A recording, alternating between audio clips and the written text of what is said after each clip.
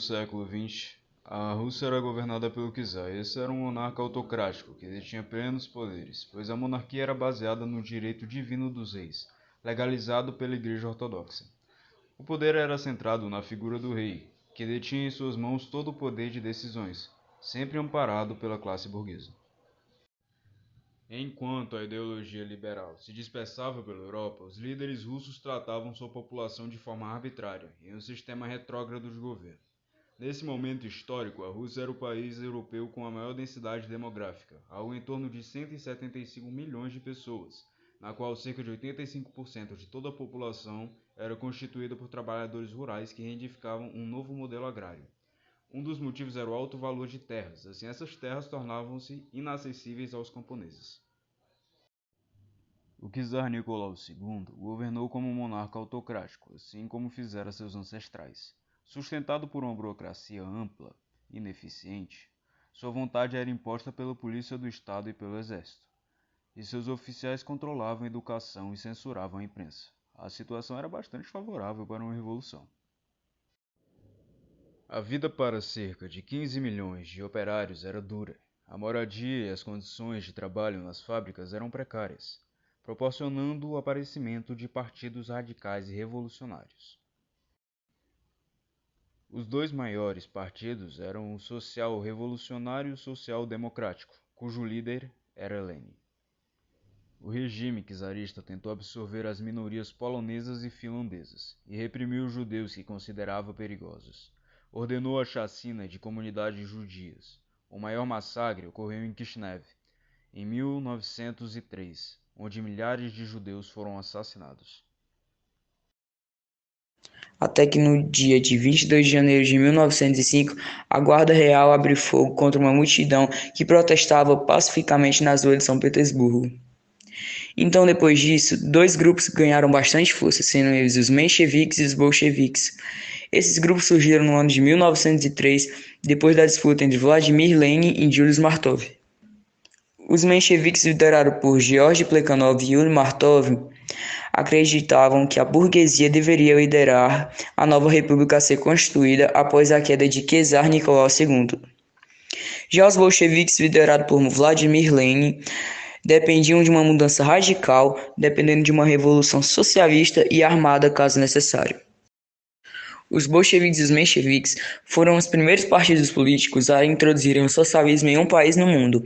Foi inédito para a Rússia colocar em prática as ideias de Karl Marx. Essas correntes operaram durante a Revolução Russa, que durou entre 1917 e 1928. A ideia principal desses dois grupos era derrubar a monarquia do czar, termo atribuído aos monarcas do Império Russo. Isso porque a Rússia mantinha um governo centralizado e autoritário, baseado no feudalismo, regime similar ao da escravidão. Os revolucionários bolcheviques e mencheviques conseguiram tirar do poder a monarquia do czar, cada um com seu papel, e criaram uma união das repúblicas socialistas soviéticas. O processo de rompimento da monarquia não foi tão fácil assim. Gerou uma série de batalhas e chacina, entre elas o Domingo Sangrento, onde mais de 90 manifestantes clamavam por condições melhores de vida. Foram fuzilados pelo exército russo. O czar era irredutível e violento com a população e não se mantinha aberto às solicitações de necessidade do povo. A maioria da população vinha há alguns anos convivendo de forma precária com escassez de alimento, moradia e educação.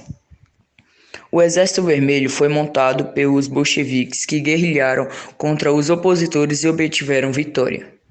Lenin, então, seguiu a rota contrária e instituiu o capitalismo temporário, o fim de estabilizar o país. Com isso, as empresas privadas e o comércio começaram a operar. E aí, família, como é que vai? Espero que estejam bem. Eu vou logo pedindo desculpa pela voz de fumante que eu tô rouco. Minha situação não tá fácil. Isso explica porque eu faltei aqueles dias. Não, eu tava doente de uma coisa pior, mas tô aqui.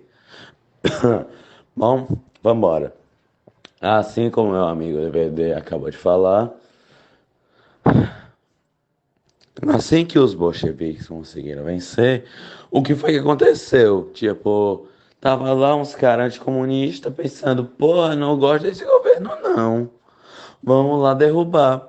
Foi assim que surgiu a Guerra Civil Russa, que foi um conflito que aconteceu na Rússia, obviamente, tem uma pessoa com menos um de QI, entende isso, entre os anos de 1918 e 1921, causado pela mobilização de forças contra-revolucionárias, como eu disse antes, chamadas de Exército Branco, que facilita o meu trabalho, que tinham o objetivo de derrubar os bolcheviques, grupo que havia se instalado no poder russo pela Revolução Russa no ano de 1917.